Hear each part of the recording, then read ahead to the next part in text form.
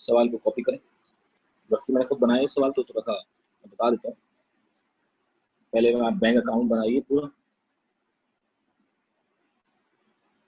Note down कीजिए सारे students, बहुत इंपॉर्टेंट टॉपिक है ये।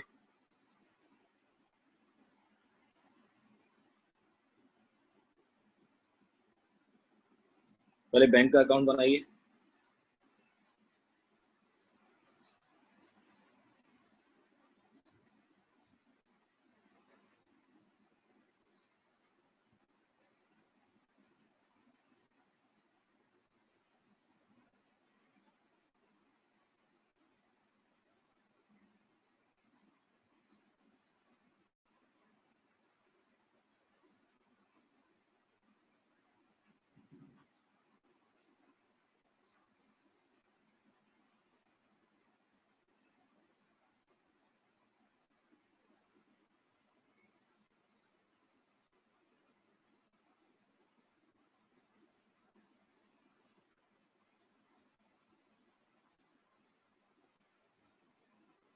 आ रहा है समझ में बैंक का account?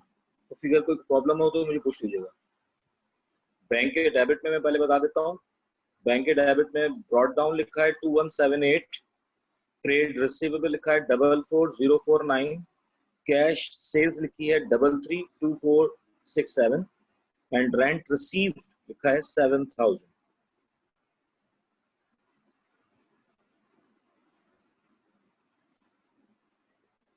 Right. And credit side पर है trade payable 195911, wages 63156, purchase of machine 8800 and general expenses 56676, general expenses 56676। अब आ जाए नीचे इंफॉर्मेशन में। आपको जनवरी और दिसंबर दो बैलेंसेस दिए हुए हैं। पहला है इन्वेंट्री 14003, पहले आप जनवरी के लिख लें सारे, फिर दिसंबर के लिख लीजिएगा।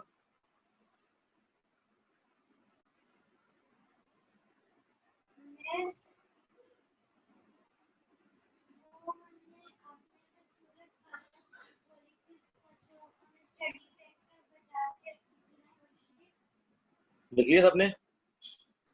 सर वो बैंक अकाउंट में वेजेस की वैल्यू दिखा दें। वेजेस की वैल्यू है बेटा 63156, 63156। सर इसके नीचे क्या लिखा है वो भी बता दें। परचेज ऑफ मशीन 8800,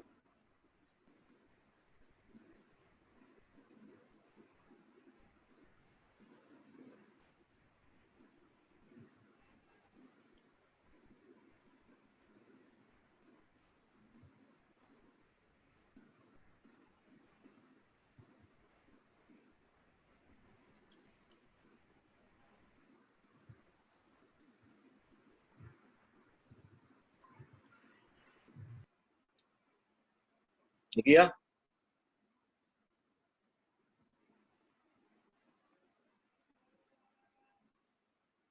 अब दिसंबर के बैलेंसेस दिखाऊं आपको। इन्हीं अकाउंट के दिसंबर के बैलेंसेस वो ये हैं।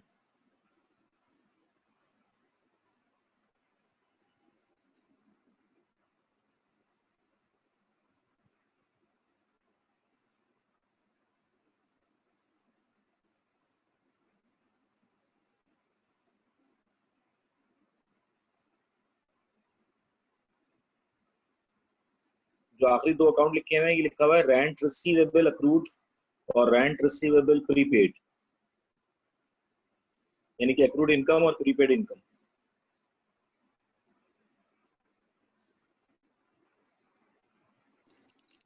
अरे कल वाला लिखवा लें? नहीं नहीं, बिल्कुल नई चीजें सारी है। सिर्फ मैंने जो आज तक लेक्चर दिया उसका कंक्लूजन है ये।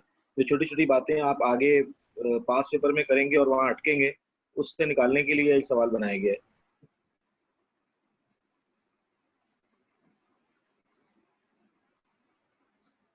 रिक्वायरमेंट देख लीजिए आप। चार चीजें आपको पहले निकाल के दिखानी है। Credit sales, credit purchase, wages account बनाना है, और रेंट रिसीव्ड अकाउंट बनाना है।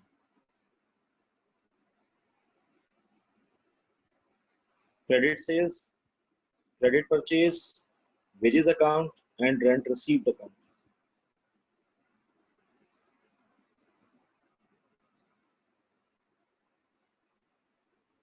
ये क्वेश्चन पूरा आ गया आपके सामने आपके।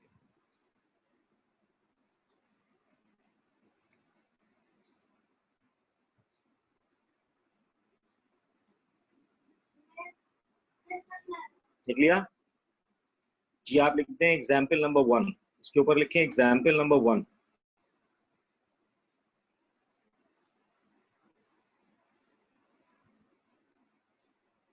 लिख लिया?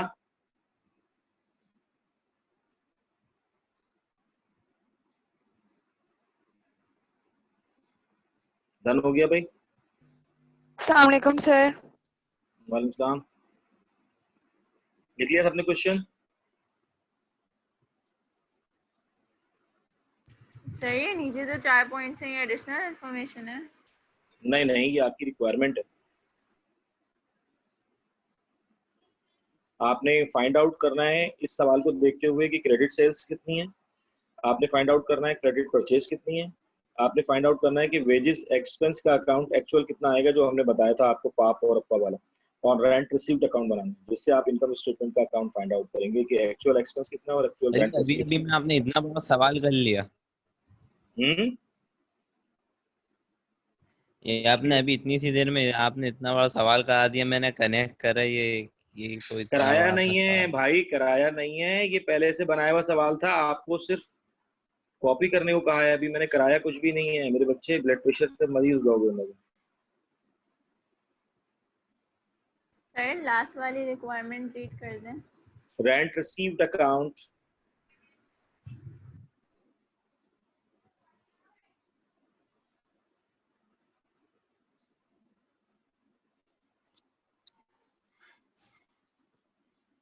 जी एक और सवाल लिखिए एग्जाम्पल नंबर 2।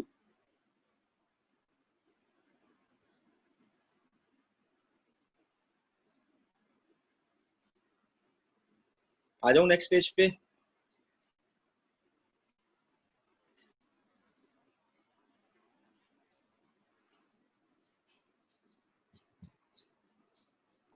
तो इन सबके बारे में आप बताएंगे ना मुझे? हाँ हाँ, क्यों नहीं बताएं, कभी ऐसा हुआ है कुछ मुझे ना नहीं आ बताया रहा हो? क्या लिखा हुआ है। बेटा आपसे अभी फिलहाल तो तुम अहमद मुनीर बात कर रहे हो। हाँ हाँ, तुम पहले तो फिलहाल तुम कॉपी करो उसको। सर ये स्क्रीन सीधी कर दें। अबे यार ये सब सब सही है। जी सर, थैंक यू। सर आप एक काम करें, तस्वीर खींच कर उसको शेयर कर दें, आपको मोबाइल नहीं उठाना पड़ेगा। अबे ड्रामे नहीं करो यार, जल्दी से लिख लो, 4 लाइनें हैं, ये कर लें वो हाँ कर सर लें, प्लीज भेज दें बस सर। गुड पॉइंट, गुड लिखो पॉइंट। अभी आई उसका एग्री। सोल्यूशन लिखो, ड्रामे नहीं करो दादा। लिख लिया सवाल? हाथ में तुम्हारी मेहंदी लगी हुई है तुम लोगों की क्या?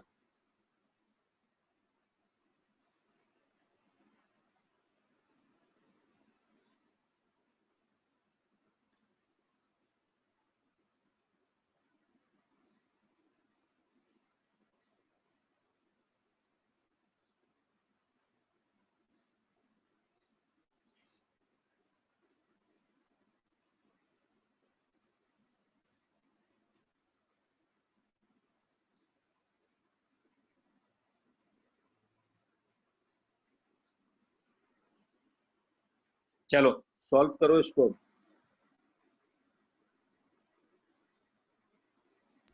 खुद करना है? नहीं नहीं, मैं उंगली पकड़ के चलना सिखाऊंगा तुम्हें राफे बेटा। क्या? नहीं। राफे यकीन करो, फिजिकल क्लासेस शुरू हो रही हैं बेटा, ख्याल कर लो जरा। Oh no no no. SOP sir, SOP नहीं। एसओपीज के साथ ही होगा बेटा, फिक्र नहीं कर, 6 डंडा फुट दूर से मारेंगे ही सर। मारूंगा, 6 फुट दूर से ही मारूंगा डंडा। वैसे पहला महीना एसओपी होगा। हम्म।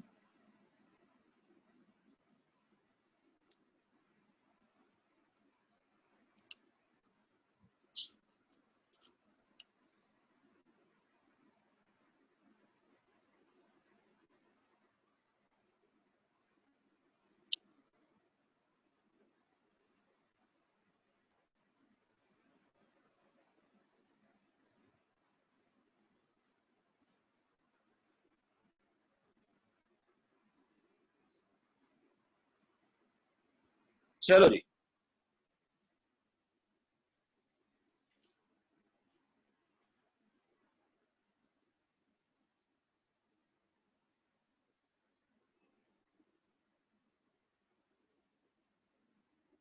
अब अहमद मुनीर तुम्हारे खातिर मैं एक चीज करा रहा हूँ, और नूर तुम्हारे खातिर, इन लोगों की खातिर नहीं करा रहे, खलील राफे वगैरह इन सबको ही आता है सब, ठीक है, ये सब ड्रामे कर रहे हैं, अभी करके दिखाएंगे। तुम्हारे खातिर मैं एक चीज तुम्हें बता रहा हूँ, तुम उसको जरा नोट डाउन करो अपने पास, जब तक ये लोग सवाल सॉल्व कर रहे हैं। ये सारी चीजें व्हाट्सएप कर दी जाती हैं, तुम लोगों को पता नहीं है सब, हर चीज तो मैं व्हाट्सएप कर रहा हूँ, सारा राइटिंग।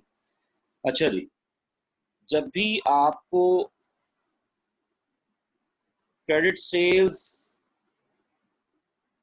मालूम करनी हो, क्रेडिट सेल आपको जब भी मालूम करनी हो बेटा जी, और आपको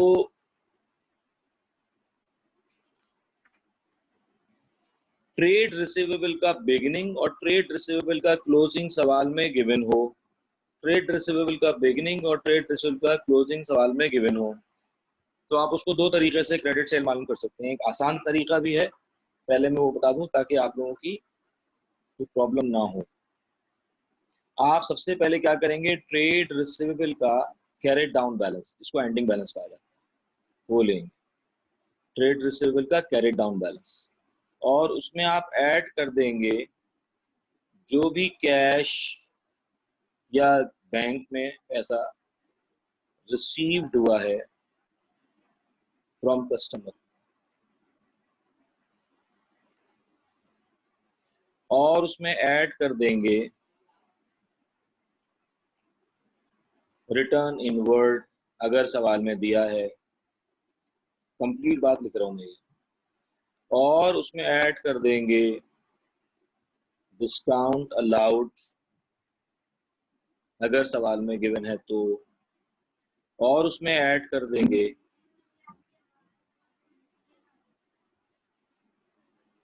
प्रोविजन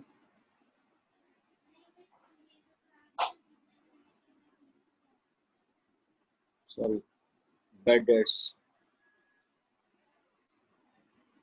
और उसमें से माइनस कर देंगे ट्रेड रिसीवेबल ब्रॉट डाउन। तो आपके पास फाइनली जो अमाउंट आएगा वो एक्चुअली क्या होगी, क्रेडिट सेल्स। मेरे साथ नोट डाउन कर लेना। इसी तरीके से अगर आपको सवाल में क्रेडिट परचेज गिवन ना हो, और आपको क्रेडिट परचेज गिवन ना हो तो ट्रेड पेबल का बिगिनिंग और क्लोजिंग अमाउंट गिवन हो, ट्रेड पेबल का बिगिनिंग और क्लोजिंग अमाउंट गिवन हो, तो आप इस इक्वेशन से क्रेडिट परचेज कैलकुलेट करेंगे, trade payable carried down plus, तो ये तो बता दें क्रेडिट पेमेंट, सेल्स का मतलब क्या होता है? बेटा एक मिनट रुक जाओ जरा, पेमेंट टू सप्लायर,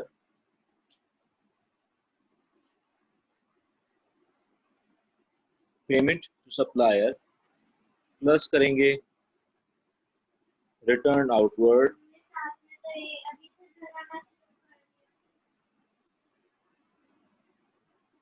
अभी सब बताऊंगा अहमद मुनीर,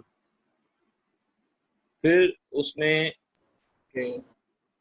ऐड कर देंगे डिस्काउंट रिसीव,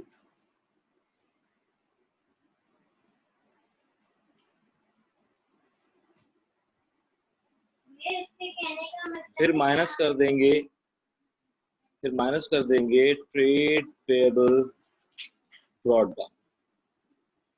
इन सारी चीजों के बाद आपके पास फाइनली आ जाएगी क्रेडिट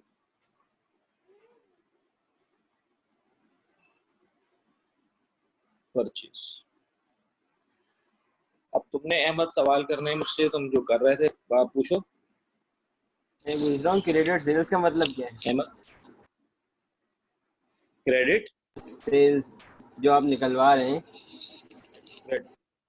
क्रेडिट सेल्स का मतलब क्या है भाईजान? क्रेडिट सेल का मतलब है जो आपने उधार सेल की, क्रेडिट परचेज का मतलब है जो आपने उधार गुड्स खरीदे, वो अगर आपको नहीं पता होगी तो आप इनकम स्टेटमेंट में सेल्स कैसे रिकॉर्ड करेंगे। अगर आपको कैश सेल दी हुई है, क्रेडिट सेल नहीं दी, तो टोटल सेल आपको निकालनी होती है। अब आप आ जाएं सवाल में, ये देखें बैंक अकाउंट के डेबिट में आपको कैश सेल्स दी हुई है, नजर आ रही है आपको। जी इसका मतलब है आपकी कंपनी ने, आपकी बिजनेस ने कैश पर जो चीजें बेची वो पैसा तो बैंक में आ गया, लेकिन कुछ चीजें क्रेडिट पर भी बेची थी, क्रेडिट पे भी सेल की थी, लेकिन वो क्रेडिट पे सेल है यहाँ पर मिसिंग है। तो आपने पहले क्या मालूम करना है, क्रेडिट सेल मालूम करना है, क्रेडिट सेल मालूम करना है, और वो क्रेडिट सेल इस तरह मालूम करेंगे। जब क्रेडिट सेल का अमाउंट भी आ जाएगा तो क्रेडिट सेल्स और कैश सेल्स का जो टोटल अमाउंट है वो जब आप इनकम स्टेटमेंट बनाएंगे तो उसमें जो टोटल सेल रिकॉर्ड होती है, वो कैश सेल हो या क्रेडिट सेल हो, वो यहाँ आ जाएगी। उसके बाद आप कॉस्ट ऑफ सेल वगैरह रिकॉर्ड करते हैं या सेल रिटर्न माइनस करते हैं। ये बात समझ में आती है। तो पहला अकाउंट है इसमें जो चीज़ आपको मालूम करनी है। बिल्कुल इसी तरीके से क्रेडिट परचेज का मतलब है जो गुड्स आपने क्रेडिट पर खरीदी हैं वो गुड्स कितनी हैं। अच्छा, अगर सवाल में यहाँ पर कैश सेल्स गिवन ना होता तो क्रेडिट सेल्स ही टोटल सेल कहलाती। तो इसलिए यहाँ पर सवाल में कैश सेल है तो आप पहले क्रेडिट सेल मालूम करेंगे, उसके बाद कैश सेल्स ऐड कर देंगे तो आपके पास टोटल सेल आ जाएगी। ये हो गई क्लियर बात। इसी तरीके से अब कल जो मैंने कराया था वो वेजेस एक्रूड, और वो तो अंडरस्टूड है कि आपको आना चाहिए कल, लेकिन 12 अब आपको पहले तो इस फॉर्मूले की बेस पर क्रेडिट सेल्स का अमाउंट और क्रेडिट परचेज का अमाउंट निकालना है। मैंने मैक्सिमम अकाउंट सारे लिख दिए हैं यहाँ पर। अब ये मैक्सिमम अकाउंट में से आपको सवाल में जो चीजें दी हुई हैं वो आपने लिखनी है, वो मैं आपको गोश गुजार कर रहा हूँ। वो देखें, अब आपको सबसे पहले मैंने लिखा trade receivable carried down. Trade receivable का मतलब होता है कि जो आपको पैसे अपने कस्टमर से उधार लेना थे वो सिर्फ अब एंड, कैरेट डाउन का मतलब एंडिंग बैलेंस, ये कैरेट डाउन है और ये ब्रॉड डाउन है जो ओपनिंग बैलेंस होता है। तो ट्रेड रिसीवेबल 183 कैरेट डाउन का मतलब है कि आपको साल के आखिर में जो पैसे लेना है वो 183 है। तो आप $183 यहाँ लिख लेंगे पहले, जैसा कि मैंने पहले लिखा, तो 183 लिख लिया। अब उसमें मैंने कहा कि उसमें आप ऐड कर दें कैश रिसीव या अमाउंट रिसीव फ्रॉम कस्टमर। तो आप देखें आपके बैंक अकाउंट में डेबिट साइड पर ट्रेड रिसीवेबल के अगेंस्ट में कुछ पैसे लिखे हुए हैं। दरअसल ये वो पेमेंट है जो रिसीव्ड हुई है फ्रॉम कस्टमर। कैश यानी कि अमाउंट रिसीव्ड, कैश की जगह पर आप अमाउंट लिखेंगे, ज्यादा बेहतर आपका नाम समझे, आपके सिर्फ कैश की सूरत में अमाउंट जो रिसीव्ड हुआ है आपको, तो आपको अमाउंट जो रिसीव्ड हुआ है वो हुआ 44049। तो आप यहाँ लिख लेंगे 44049। फिर मैंने कहा कि उसमें ऐड कर दीजिएगा रिटर्न इनवर्ड।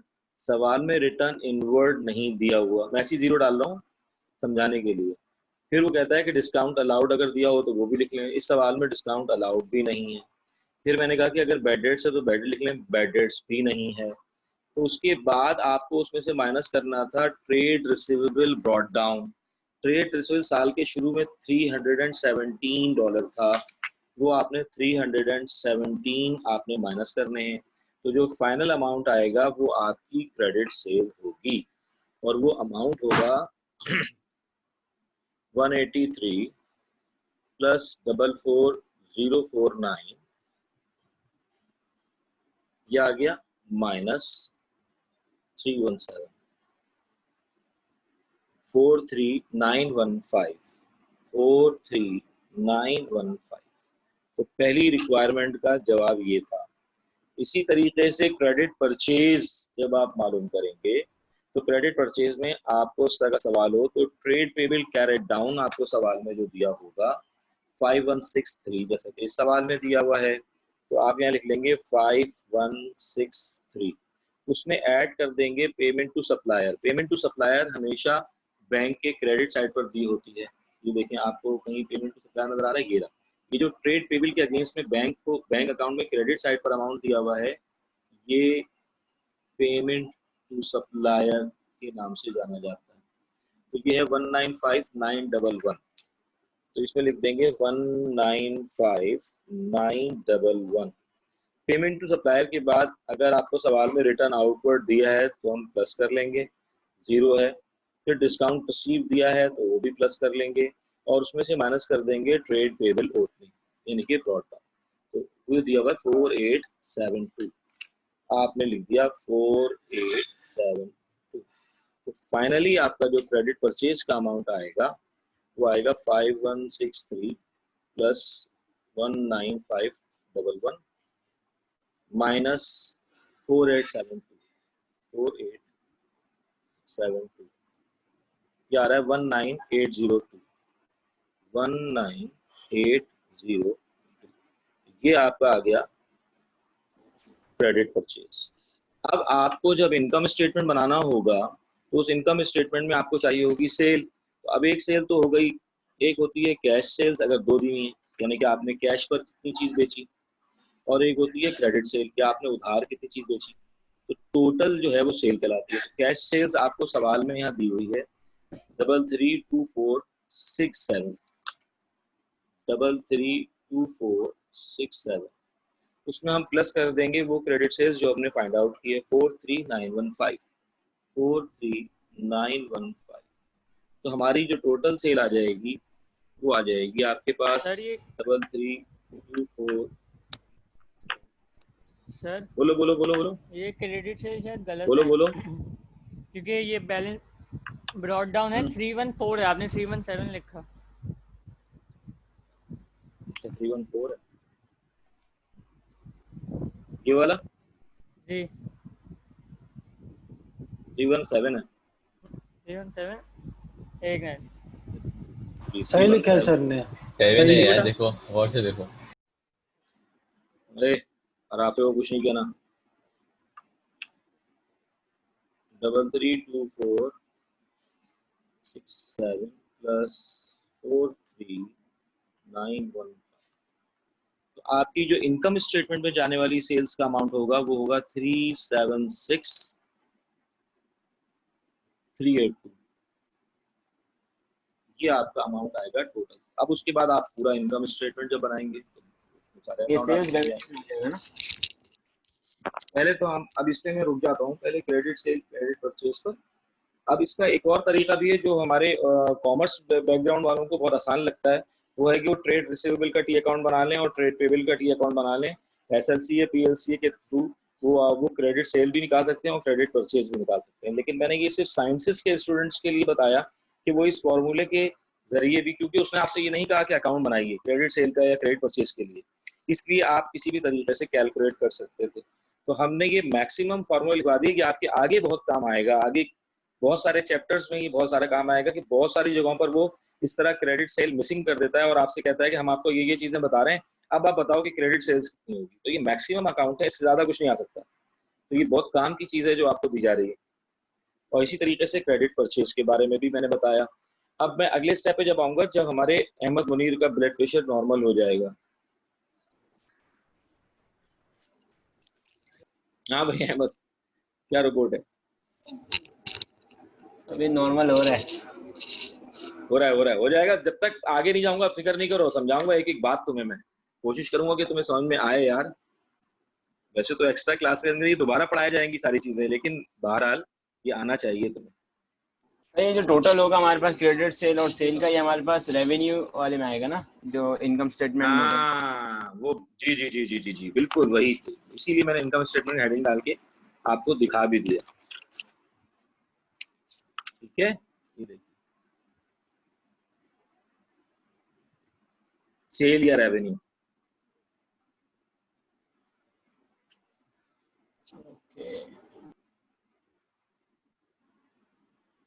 अब हम सेल्स में से सेल रिटर्न माइनस करते हैं, सेल रिटर्न गिवन नहीं है। अब हम हेडिंग डाल देते हैं cost of sales. Cost of sales की जब हम हेडिंग डालते हैं तो सबसे पहले लिखते हैं इन्वेंट्री ओपनिंग, आपको पता होगा।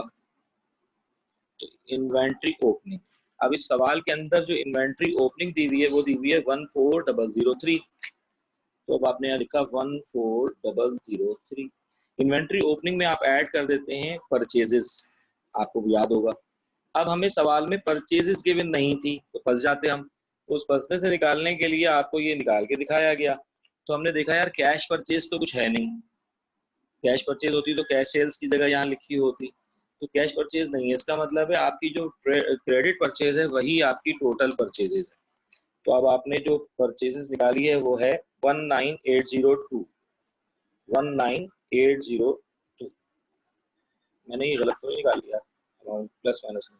5163 थोड़ा अमाउंट कम लग रहा है मुझे, प्लस 195,911 माइनस 4872 196,202 196,202 196,202 है। तो ये आपकी आ जाएगी 196,202 परचेजेज आ जाएगी। इन्वेंट्री ओपनिंग में परचेजेज ऐड होती है, फिर कैरेज इनवर्ड ऐड होता है। सवाल में कैरेज इनवर्ड नहीं दिया हुआ, फिर उसके बाद परचेज रिटर्न लेस होता है। सवाल में परचेज रिटर्न नहीं दिया हुआ अगर, तो आप डायरेक्टली आप इन्वेंट्री क्लोजिंग लेस कर देंगे।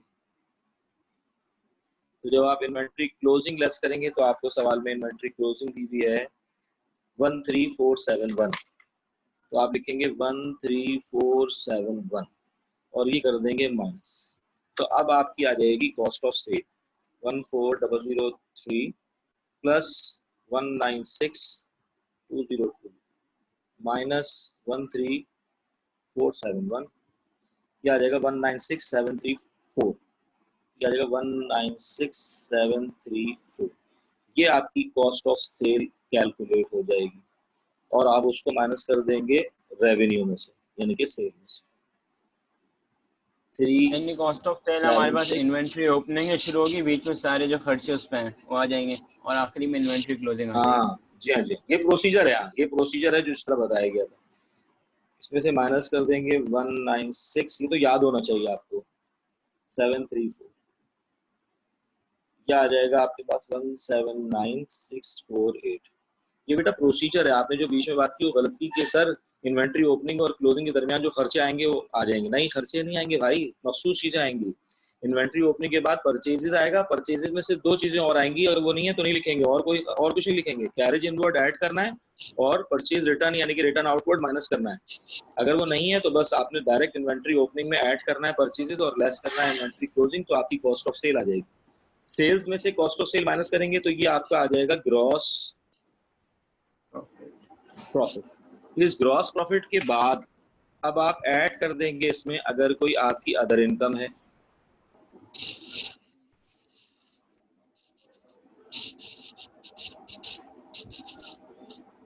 और अदर इनकम के बाद इसमें से लेस कर देंगे अगर कोई आपके एक्सपेंसेस हैं।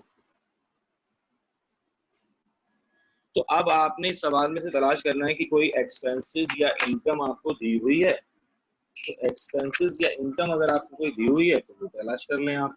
अब वो इनकम या एक्सपेंसेस हम कैसे देखो, सबसे पहले तो वेजेस दिया हुआ है और दूसरा दिया हुआ है जनरल एक्सपेंस।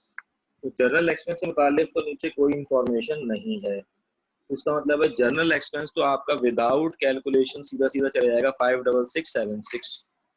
तो जनरल एक्सपेंस आपका चला जाएगा एक्सपेंसेस में 56676 566। जनरल एक्सपेंसेस वो है जो पर्सनल यूज के लिए निकाले हैं या फिर जो कंपनी में एक्सपेंसेस लग रहे हैं? पर्सनल यूज के लिए तो चीज निकाली जाती है वो ड्राइंग कहलाती है, उसको जनरल एक्सपेंस नहीं कहते। जनरल एक्सपेंस का मतलब है नॉर्मल एक्सपेंसेस जो यूजुअली होते रहते हैं वो जनरल एक्सपेंस। और जनरल एक्सपेंस के बाद आपको जो वेजेस दिया हुआ है, वेजेस से मुतालिक देखें नीचे आपको वेजेस अक्रूड, ब्रॉट डाउन और कैरेट डाउन दिया हुआ है। अब आपको वेजेस को फाइनलाइज करना पड़ेगा कि वेजेस का अमाउंट इनकम स्टेटमेंट में जाने के लिए कितना होगा। तो वेजेस को आप कैलकुलेट करके लिखेंगे, वो मैंने बता दिया कि कैसे लिखना है। इसी तरीके से रेंट रिसीव दिया हुआ है 7000 और नीचे लिखा हुआ है रेंट रिसीवेबल अक्रूड और rent receivable prepaid carried down brought down एक का दिया हुआ है। तो इसका मतलब है कि रेंट रिसीव्ड का अकाउंट इनकम में तो जाएगा, लेकिन आपको पहले फाइंड आउट करना पड़ेगा कि कितना जाएगा, कैसे जाएगा। तो ये दो चीजें आपको निकालनी पड़ेंगी। इसके अलावा और कोई फिलहाल इसमें एक्सपेंसेस नहीं दिए हुए। तो अब आपके लिए काम क्या करना है आपको कि इसके लिए हमने आपको कल वाली जो चीज बताई थी वो क्या थी कि जब कोई एक्सपेंसेस के नीचे ओपनिंग और क्लोजिंग बैलेंसेस दिए हों तो उसके लिए एक्सपेंसेस के लिए और इनकम के लिए कल जो मैंने लेक्चर आपको दिया था वो आपको शायद याद हो।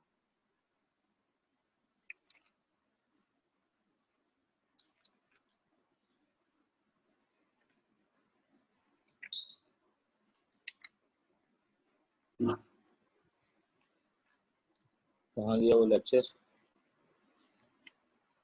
उसमें आपने फॉर्मेट बताया था इनकम स्टेटमेंट का, और नहीं फॉर्मेट नहीं भाई, वो जो ये वाला पाप और अप्पा वाला, यस ये रहा, जिसमें पोस्टिंग करनी है आपने। देखो अभी सामने आ गया तेरे पास। अब आपने वेजेस एक्सपेंस का अकाउंट बनाना है।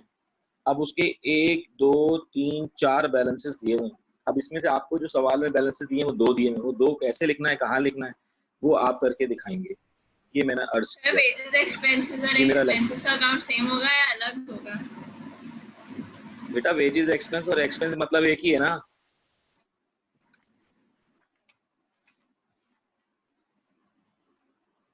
एक्सपेंस तो एक्सपेंस होता है, चाहे वो वेजेस हो या रेंट हो या कुछ भी हो।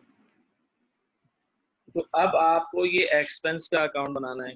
तो उससे पहले आपको जो बात मैं समझाना चाह रहा था, जिस पर मेरा फोकस है आज, वो ये है कि आपको ये बात समझ में आनी चाहिए कि अगर आपको सवाल में ट्रेड रिसीवेबल का ब्रॉड डाउन कैरेट डाउन दिया हो और बैंक अकाउंट या कैश अकाउंट बनाकर दे दिया जाए, तो उसके तहत आपने पहले क्रेडिट सेल्स कैसे निकालनी है, और अगर सवाल में कैश सेल्स हो तो दोनों को ऐड करके टोटल सेल या टोटल रेवेन्यू कैसे फाइंड आउट करना है। इसी तरह परचेजेस भी अगर मिसिंग है और ट्रेड पेबल बिगिनिंग और क्लोजिंग गिवन है और पेमेंट टू सप्लायर बैंक के अकाउंट में गिवन है, तो आपने उसके तहत कैसे फाइंड आउट करना है क्रेडिट परचेज। ये हमारा आज का मेन टारगेट था जो आपको दिया जा रहा है। आप इसके ऊपर जितने सवाल कर सकते हैं करें, कोई मसला नहीं है। आज हसनैन नहीं आया हुआ?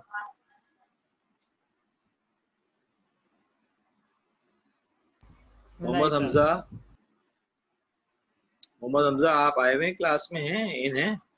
जी सर, जी सर। हाँ, कुछ समझ में आ रहा है? कुछ कोशिश कर रहे हैं समझने की? जी सर, करते रहे। और आप एक्स्ट्रा क्लास में आ रहे हैं रात वाली? जी सर, मैं एक्स्ट्रा क्लास में भी था, कल भी था और मंडे को भी था। बस रोजाना होना चाहिए आपको।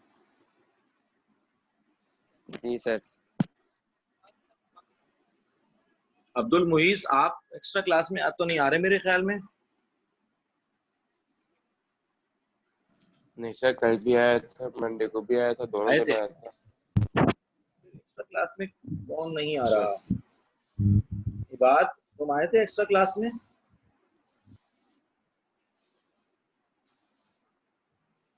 बात जी सर। तुम एक्स्ट्रा क्लासेस ले रहे हो? आपने बोला दो भाई बोल।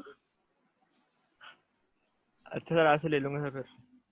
नहीं, मैंने ये बोला था कि 8 to 9 में वो लोग जिन लोगों की बेसिक अकाउंटिंग बिल्कुल नहीं है वो लेंगे, और 9 to 10 में वो लोग लेंगे जिनको रिवीजन करना है पूरा। हाँ, अगर तुम्हारा बहुत अच्छा है काम तो मुझे जरा चेक करके दिखा दो सारा काम अभी फटाफट, वरना फिर सीखने के लिए रात वाली क्लासेस लो बेटा, फायदा उठाओ जब आप। जी जी।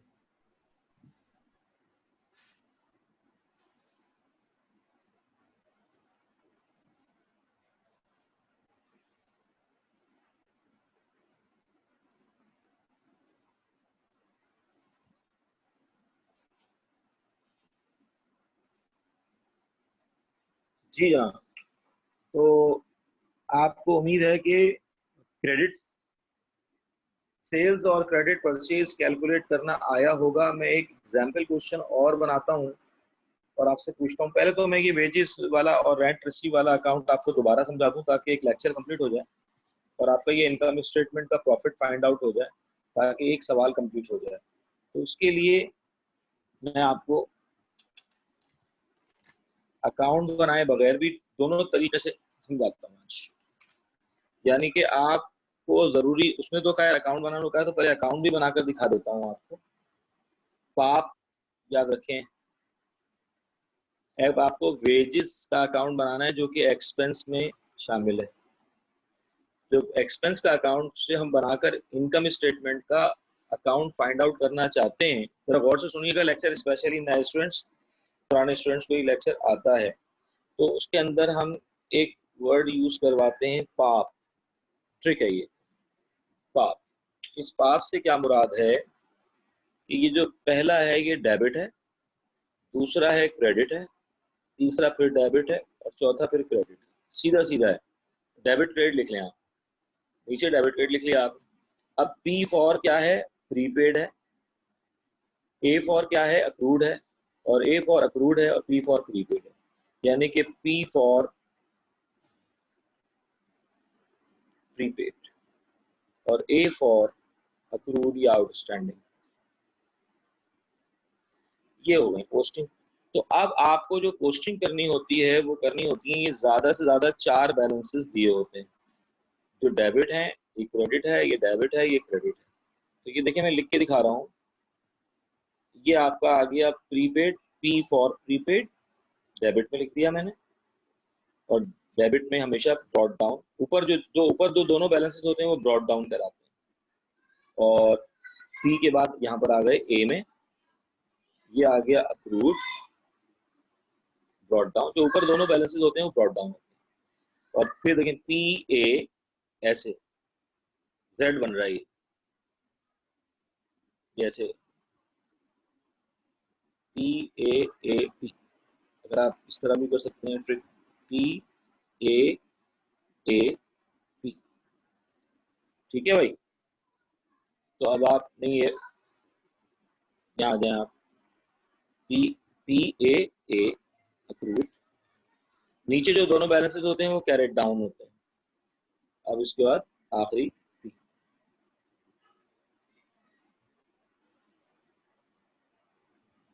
ये आपको इस तरह बैलेंसेस ज्यादा से ज्यादा 4 दिए होते हैं, सवाल में 1 भी दे सकता है, 2 भी और 3 भी और 4 भी।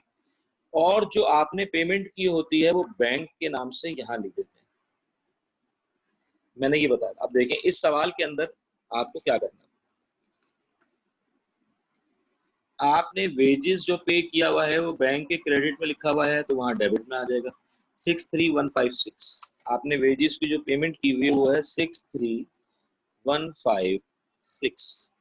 अब वेजेस से मुताल्लिक नीचे कितने बैलेंसेस दिए हुए हैं सवाल में, तो वेजेस से मुताल्लिक सिर्फ 2 बैलेंसेस दिए हुए हैं, दोनों अक्रूड के हैं, प्रीपेड का कोई बैलेंस वेजेस से मुताल्लिक नहीं है। अक्रूड ये जो जनवरी है ये ब्रॉड डाउन है, ये जो दिसंबर है ये कैरेट डाउन है। ब्रॉड डाउन मतलब ओपनिंग बैलेंस को कहते हैं, कैरेट डाउन मतलब क्लोजिंग बैलेंस को कहते हैं। तो वेजेस अक्रूड 612 ब्रॉड डाउन। अब आप सवाल में देखिए वेजेस अक्रूड ब्रॉड डाउन किस साइड पर आता है, ये लिखा हुआ, तो यहाँ लिख दिया आपने 612।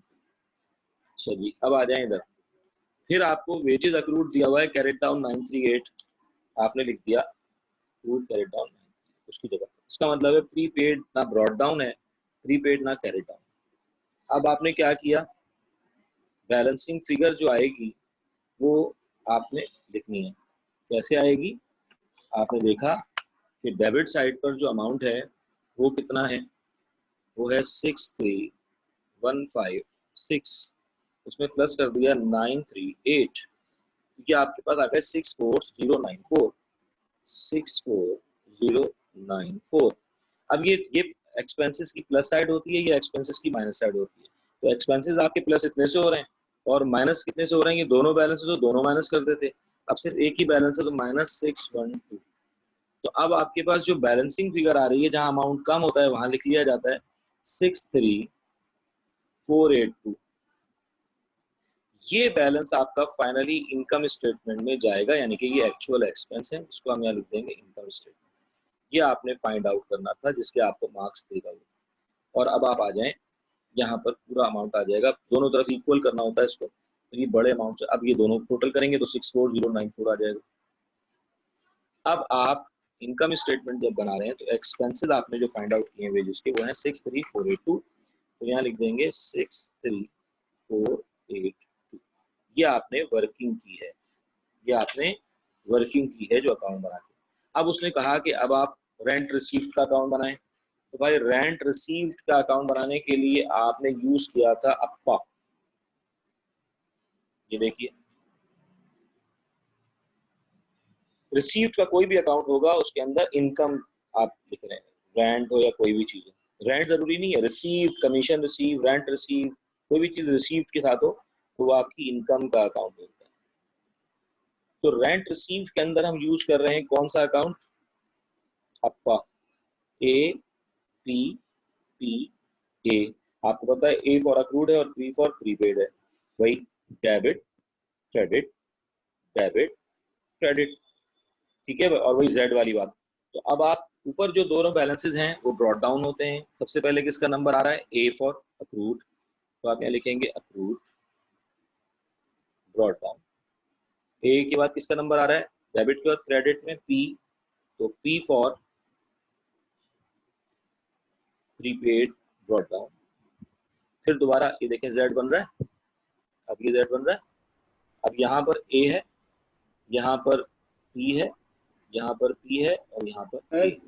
अब यहाँ पर दोबारा आ जाए। हमारे पास 634 वो क्यों जा रहा है, नीचे वाला क्यों नहीं जा रहा? हम उसमें अक्रूड प्लस क्यों नहीं कर रहे हैं जो इनकम स्टेटमेंट में लिखेंगे? ये वाला बोल रहे हो? ये वाला बोल रहे हो? ये वाला नहीं बेटा, हाँ बेटा, टोटल एक्सपेंसेस ये होने चाहिए थे 64094 के। उसमें से ये वो एक्सपेंस है 612 का जो इस एक्सपेंस से ताल्लुक नहीं रखता, क्योंकि ये अक्रूड ब्रॉट डाउन है। अक्रूड ब्रॉट डाउन का मतलब होता है कि पिछले साल के एक्सपेंसेस में हम ऑलरेडी शामिल कर चुके हैं। तो इसलिए हम टोटल एक्सपेंसेस जो 64094 थे उसमें से हमने 612 के एक्सपेंसेस को माइनस कर दिया, क्योंकि ये हम एक्सपेंसेस पिछले साल रिकॉर्ड कर चुके हैं। तो इस साल के जो एक्चुअल एक्सपेंस आए वो 63482 आए। इसलिए यही इस सारा प्रोसीजर हमने यही इसलिए कि हम माइनस करके डिफरेंस अमाउंट निकालकर एक्चुअल अमाउंट एक्सपेंसेस में लेके जाएं। तो अब इस ईयर का भी हमारा कैरी डाउन निकलेगा। अब वो इस ईयर का कैरेट डाउन नहीं है भाई, ये कैरेट डाउन ये रहा, एक कैरेट डाउन ये रहा, ये अगले साल ब्रॉड डाउन बन जाते हैं। जो चीज कैरेट डाउन होती है वो अगले साल ब्रॉड डाउन बन जाती है, वो अगले साल में देखेंगे। इस साल के एक्सपेंसेस तो ये है ना टोटल। भाई हमने जो माइनस करके अमाउंट निकाला है, जहाँ लिखा क्या, इनकम स्टेटमेंट लिखा है ना, तो बेटा ये इनकम स्टेटमेंट में जाने वाला एक्सपेंस हमने कैलकुलेट करना था इस अकाउंट के जरिए। हमारा मकसद ही इस अकाउंट को बनाने का ये है कि हम एक्चुअल एक्सपेंस रिकॉर्ड कर लें, कैलकुलेट कर लें। अब आई समझ बात? सर आवाज बहुत लेट आती है। हम टोटल कभी भी नहीं लिखते, हम टोटल नहीं लिखते बेटा, हम बैलेंसिंग फिगर लिखते हैं। ओके समझ गया मैं। अच्छा अब आ जाए इधर प्रीपेड कैरेट डाउन, और यहां पर आएगा अक्रूड कैरेट। अब ये देखें APPA। अब ये सारे में जब लेक्चर मैंने ये वाला दिया था इसका एक्चुअल, तो मैंने उसकी पूरी लॉजिक्स बताई थी कि अक्रूड ब्रॉट डाउन का मतलब क्या होता है, इसका मतलब क्या होता है। अभी हम पोस्टिंग समझा रहा हूँ। अब आपको जो पेमेंट रिसीव्ड हुई होगी बैंक के अकाउंट में, वो टोटल जो रेंट रिसीव्ड हुआ होगा वो कितना हुआ होगा? देखें लिखा हुआ है रेंट रिसीव्ड 7000। तो ये बैंक के अकाउंट में यहाँ पर लिख देंगे क्रेडिट साइड कि आपको टोटल जो पेमेंट 7000 मिली है। अब ये मैक्सिमम 4 बैलेंसेस हैं। अब देखते हैं कि हमें सवाल में रेंट रिसीव से मुताल्लिक कौन कौन से बैलेंसेस गिवन है। चारों गिवन है तो चारों लिख देंगे। अब आप देखें rent receivable accrued brought down 500। तो rent receivable accrued brought down 500 ये दिया हुआ। फिर हमने देखा कि कैरेट डाउन में कुछ नहीं है, तो कैरेट डाउन में कुछ नहीं है तो यहाँ डैश आ जाएगा। अक्रूड ब्रॉट डाउन 500 है लेकिन अक्रूड कैरेट डाउन में 0 है। फिर हमने देखा कि रेंट रिसीवेबल प्रीपेड में ब्रॉट डाउन में कुछ नहीं है, लेकिन कैरेट डाउन में कितना है? Rent receivable prepaid carried down में 500 है पास से, तो ये 500 यहाँ देंगे। अब आपकी इनकम की साइड में ये प्लस साइड है और ये माइनस साइड है। अब आप देखेंगे कि टोटल इनकम जो हुई है वो 7000 हुई है, क्योंकि यहाँ तो डैश लगा हुआ है। तो इनकम की क्रेडिट साइड पे आपके टोटल अमाउंट कितना है? 7000 है। उसमें से 1000 वो हैं जो इस साल की इनकम से ताल्लुक नहीं रखते। 500 ये वाले, मैं लॉजिक भी बता रहा हूँ, ये अक्रूड ब्रॉट डाउन का मतलब है ये पिछले साल की इनकम में आ चुके हैं, और प्रीपेड कैरेट डाउन का मतलब है कि वो इनकम है जो हमें एडवांस मिल गई है लेकिन ये अगले साल की इनकम में शामिल होनी है। ये पिछले साल की इनकम में शामिल हो चुके हैं और ये अगले साल की इनकम में शामिल होनी है। तो इसका मतलब है ये पूरे 1000 हमारी करंट ईयर की इनकम से कोई ताल्लुक नहीं रखते हैं। पूरे 7000 दोनों तरफ बराबर करना है। 7000 में से हम डेबिट क्रेडिट बराबर करने के लिए हम क्या करते हैं, 7,000 में से 1,000 माइनस कर देते हैं। जब 1,000 माइनस करेंगे तो ये हमारे पास बचेंगे कितने, 6,000। तो ये वाला जो अमाउंट है ये एक्चुअल इनकम स्टेटमेंट में जाने वाला अमाउंट है, यानी कि ये एक्चुअल इनकम है। ये हमने फाइंड आउट करा इस अकाउंट के जरिए। अब हमने जब इनकम स्टेटमेंट जो बनाया है वहां पर रेंट रिसीव लिख दिया, जो हमने फाइंड आउट किया है वो लिख दिया 6,000। ये हमारी जो इनकम हुई है रेंट रिसीव की वो 6,000। इस तरह क्योंकि ये एक ही इनकम थी तो हमने ये 6,000 यहाँ ऐड कर दिए, तो हमारे पास अब 179,648 प्लस 6,000, ये हमारे पास इनकम बढ़कर हो गई 185,648 और एक्सपेंसेस हमारे तो थे 56676 प्लस 63,482। हमारे एक्सपेंसेस थे टोटल 120,158। ये एक्सपेंसेस की वजह से प्रॉफिट कम हो जाएगा, तो हमारे पास 185,648 माइनस 120,158 माइनस करेंगे तो हमारे पास फाइनली पॉजिटिव आंसर आएगा, तो प्रॉफिट आएगा 65,490। ठीक है, हमारा आ जाएगा प्रॉफिट फॉर द ईयर। तो हमने ये देखा कि कभी कभार इनकम स्टेटमेंट बनाने के लिए हमें कुछ पापड़ भी बेलने पड़ते हैं, कभी कभार कुछ अकाउंट मिसिंग होते हैं और उन मिसिंग अकाउंट को पहले फाइंड आउट करना हमें आना चाहिए। तो आज हमने जो आपको मिसिंग अकाउंट फाइंड आउट करना सिखाए वो थे क्रेडिट सेल्स और क्रेडिट परचेज, और वेजेस और इनकम को तो हम पहले भी कर चुके थे, हमने दोबारा ये आपको कराया। तो अब आप जो है आपके लिए ज़रूरी है कि इसकी आप प्रैक्टिस खुद से करें। इस तरह के सवाल में बना के आपको व्हाट्सएप कर दूंगा खुद से, लेकिन आप इससे प्रैक्टिस जब तक नहीं करेंगे आपको क्लियर नहीं होगा। लेकिन इसमें मैं कुछ मेंशन कर दूं आप लोगों को, इसमें जो स्टूडेंट्स बैठे हुए हैं, जैसे एक अहमद मुनीर बैठा हुआ है हमारे पास, नूर बैठे हुए, इनको और हमजा, शायद हमजा भी स्विच करके आए हैं, तो ये जो आप लोग बैठे हुए हैं इन लोगों को 50% समझ में आएगा। 50% बहुत है कि 50% आगे जाएगा, लेकिन जो आप बाकी लोग जो कॉमर्स बैकग्राउंड के हैं उनको ये चीज़ 100% क्लियर होना चाहिए, उनको ये चीज़ 100% क्लियर होना चाहिए, क्योंकि वो अभी ये कर भी चुके हैं और उनको ये सब चीज़ें सुन भी चुके हैं और उनको ये प्रैक्टिस करके याद कर लेना चाहिए। क्योंकि वो हो सकता है कि भूल गए हो, एक अलग बात है, लेकिन ये नहीं कह सकते कि हमने पढ़ा नहीं है ये, तो लिहाजा ये हमने पढ़ा हुआ है। तो कोशिश करें कि आप जो है अच्छे तरीके से इसको करें, ये बहुत इंपॉर्टेंट चीज़ें हैं। और देखो भाई, अब हम जिस लेवल पर आगे बढ़ते चले जाएंगे, हम आपको जो है ना वो मुश्किल से मुश्किल चीज़ें भी कराना ज़रूरी है, मुश्किल चीज़ें भी कराएंगे, और उससे क्या होगा कि आप ही उस मुश्किल को फिर आसान करोगे अपनी प्रैक्टिस के जरिए। तो एक बात मैं हमेशा बोलता हूँ, फिर दोबारा बोल रहा हूँ कि आप ए लेवल में जब तक ग्रेड नहीं ले सकते जब तक खुद से सीरियस होकर ईमानदारी से बुक्स उठाकर पढ़ने के काबिल नहीं होगे। आप हमारा लेक्चर सुनोगे, आप रजिस्टर बंद करके रख दोगे, जो हमने 1-2 सवाल दिए हैं आप वो कर लोगे, तो उसकी बेस पर आप पास तो हो जाओगे, लेकिन ग्रेड नहीं ला सकते। ग्रेड ए लेवल में जब आएगा जब आप खुद से पढ़ने के काबिल होगे, खुद से क्वेश्चन करने के काबिल होगे, खुद से हमसे पूछोगे कि सर अब ये वाले मैं सवाल कर रहा था, मैंने आगे 6 सवाल और कर लिए हैं, मैंने ये कर लिया, खुद से करोगे, हर सब्जेक्ट की बात कर रहा हूँ, तो कहीं जाके ग्रेड बनने का सोचना। जिन लोगों का ओ लेवल में ए स्टाइक है और ए है, उनका भी ए लेवल में जाने के बाद ग्रेड नीचे भी गिर जाता है, अगर वो उसी लेवल पर मेहनत कर रहे हो जितनी उन्होंने ओ लेवल में की थी। ओ लेवल की मेहनत जितनी की थी और आपका ए स्टाइक आ गया था, अगर आप उतनी मेहनत आप ए लेवल में करके ए स्टाइक लाने का सोचेंगे या ए लाने का सोचेंगे तो भूल जाएं, आपको उससे डबल मेहनत करनी पड़ेगी। ये अभी आपको मेरी बात याद नहीं आएगी, अगर रिजल्ट के दिन आएगी तो फायदा कुछ नहीं होगा। तो रिजल्ट से पहले मेरी बात समझ जाएं, और ये कभी भी ना सोचें कि ये मुश्किल चीज़ है, अपने दिमाग से बात निकाल दें। कभी कभार ऐसा होता है कि जब हम कोई चीज़ समझ रहे होते हैं, नई चीज़ समझ रहे होते हैं, तो वो हमें समझ में नहीं आ रही होती। जो समझ में ना आए वो मुश्किल नहीं होती, समझ में ना आने के रीजंस होते हैं। वो समझ में ना आने के कुछ जो रीजंस होते हैं उसको नोट डाउन कीजिए, उसको दोबारा से प्रैक्टिस कीजिए और मुझसे क्वेश्चंस कीजिए, फिर उसके बाद बंदा हिम्मत करता है खुद से करने की। हाँ, अगर आपको एकदम वो चीज़ आपके जहन में आ गई ना कि ये चीज़ मुश्किल है, तो फिर वो कभी भी आप उस पर कमांड हासिल नहीं कर सकते। मुश्किल कोई चीज़ नहीं होती यार। तो आपने इसको आहिस्ता देखिए ना, क्लास के अंदर भी कुछ स्टूडेंट ऐसे होते हैं जो फर्स्ट टाइम बात समझ जाते हैं, कुछ स्टूडेंट ऐसे होते हैं जो तीसरी मरतबा में, चौथी मरतबा में बात समझते हैं। तो मुश्किल और आसान तो अलग अलग हो गई ना बात। तो आपने काइंडली इसको मुश्किल और आसान नहीं समझना है, आपने समझना है कि ठीक है यार अभी समझ में नहीं आ रही, क्या वजूहत है समझ में आने की, कौन से पॉइंट्स हैं, उसको आप प्रैक्टिस कर करके अपनी चीज़ें क्लियर करते हैं, स्टडी करते हैं, बुक्स स्टडी करते हैं, आप यूट्यूब पे जा सकते हैं इन चीज़ों के लिए, आप बहुत सारी चीज़ें खुद सर्च करते हैं, खुद मेहनत करते हैं, और उसके अलावा हम क्या हर वक्त हाजिर हैं, आपको कुछ पूछनी हो बिल्कुल पूछें।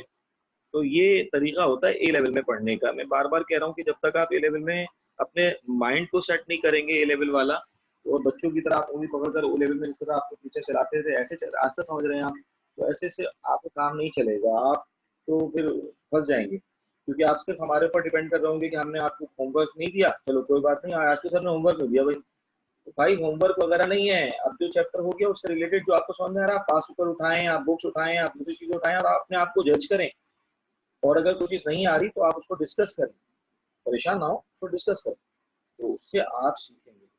हमारी क्लास में मुझे पता है, मैं जानता हूँ कि कितने स्टूडेंट्स ऐसे हैं कि जो किस तरीके से पढ़ते हैं, लेकिन जो नए स्टूडेंट्स आए हैं, अहमद मुनीर है, नूर है, इन लोगों को जो है वो बहुत ज़्यादा शुरू में मेहनत करनी है, इसके बाद आप यूज हो जाएंगे इंशाल्लाह, फिर कोई मसला नहीं है, तो हिम्मत नहीं हारनी है आपने, कुछ कभी कभार कुछ चीज़ें समझ में आएंगी, कभी कभार कुछ चीज़ें समझ में नहीं आएंगी, लेकिन इसका मतलब मुश्किल और आसान नहीं है, बल्कि वो टाइम लेंगी, वो चीज़ें 2-3 मरतबा में 4 मरतबा में समझ में आएंगी, तो ये एक बहुत जरूरी चीज़ है सर जो आज आपने आपने आज करनी जितना थी। भी काम और कराया है, जरा इसकी पिक्चर लेके जो है ग्रुप पे या तो पोस्ट कर दिएगा, मुझे पर्सनल भेज दिए। हाँ मेरे बच्चे, मुझे बताओ कि अभी तक जो मैंने काम कराया आजकल मैं सारी पिक्चर्स अपलोड कर रहा हूँ ना ग्रुप के ऊपर, पहले भी कर रहा था ना, जी जी जी। सारी करी है ना, अभी भी कर दूंगा। अच्छा एक बात और भी, मैं अभी आप मेरे जो लेक्चर कुछ जिस दिन लेक्चर जो इंपॉर्टेंट लेक्चर होते हैं, जिस दिन हमने पूरा पूरा पढ़ाया होता है, तो आप वो नोट डाउन डेट कर लिया करें और टाइम, तो हो सकता है मैनेजमेंट आपको उसकी रिकॉर्डिंग भी दे दे, मुझे नहीं पता कि वो पॉलिसी क्या है, लेकिन रिकॉर्ड जब ये लेक्चर हो रहा होता है तो आपको बड़ा फायदा हो जाएगा इससे, तो रिकॉर्डिंग अगर आपको मिल जाए सर तो आपके बड़ा अलावा फायदा हो सारे जाएगा, तो टीचर्स की मैनेजमेंट। रिकॉर्डिंग आ रही है यूट्यूब पे ना?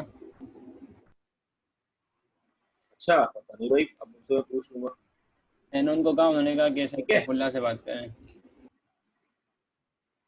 अच्छा मैं बात कर लेता हूँ, बल्कि आप ही लोग बोल देना यार सर आमिर के में चाहिए यूट्यूब पे, आओ बेशक हमारे ग्रुप पे डाल दिया जाए। मैंने उनको बोला तो उन्होंने कल की रिकॉर्डिंग डाल दी, बस बाकी कोई नहीं डाली। डाली है? कल की डाली भी नहीं, कल की रिकॉर्डिंग ग्रुप पर तो नहीं डाली, कल की नहीं, रिकॉर्डिंग यूट्यूब ग्रुप पे पर तो नहीं डाली, मैं चाह रहा हूँ ग्रुप पे डल जाए ना, ताकि यार यूट्यूब पे जाने से बेहतर है कि पहले ग्रुप पे डल जाए, यूट्यूब पे चलती रहे यार। चलो खैर, तो तुम डली हुई जो हैं लोग यूट्यूब बोलते पे रहेंगे तो पहले उनका भी, फायदा होता है। सिर्फ 3 डली है वीडियोस पहले डली भी, हैं। 3-4 आगे भी हैं पीछे। अगस्त की भी है अकाउंटिंग सर। की, हाँ 31 अगस्त की एरी बन रही है अकाउंटिंग वो। की, जी जी आपकी as accounting sir Aamir Mukhtar. आपकी शुरू की 2 क्लासें और एक कल परसों की है, जब मैंने उनको बोला था। चलो मेरा काम तो है यार, मेरे ख्याल में तो ये बड़े इंपॉर्टेंट लेक्चर चल रहे हैं जो अभी फाइनेंशियल स्टेटमेंट से लेक्चर रिलेटेड चल रहे हैं, जब आप ये इंशाल्लाह पास पेपर पे आएंगे तो बड़ा काम आएगा, आपकी जो मैंने चीजें सारी आपको कराई हैं, तो उम्मीद है कि आप जो है वो कवर कर लेंगे। ठीक है भाई, अब मेरी एक और क्लास का टाइम शुरू होता है, आप लोगों को मैं पिक्चर भेज क्वेश्चन देता में हूँ, भेज दीजिएगा। इंशाल्लाह फिर मिलते हैं। सर पापा Sorry? अप्पा वाला लेक्चर भी जो है ना अपलोड कर देना। मैं कह रहा हूँ क्वेश्चन में भेज दीजिएगा, क्वेश्चन जो आपने कहा ना इसके टाइप के आप ठीक है, क्वेश्चन भेजेंगे। हाँ वो मैं प्रैक्टिस, लेकिन अभी वो नहीं भेजूंगा। जी जी बोले। पापा अप्पा वाला लेक्चर भी जो ना उसके भी पिक्चर्स भेज दीजिएगा। जी जी भेज रहा हूँ। सर ये अभी हो गया, अल्लाह ग्रुप हाफ़िज़। अपलोड कर दें ताकि आ जाए मेरे पास, क्योंकि थोड़ा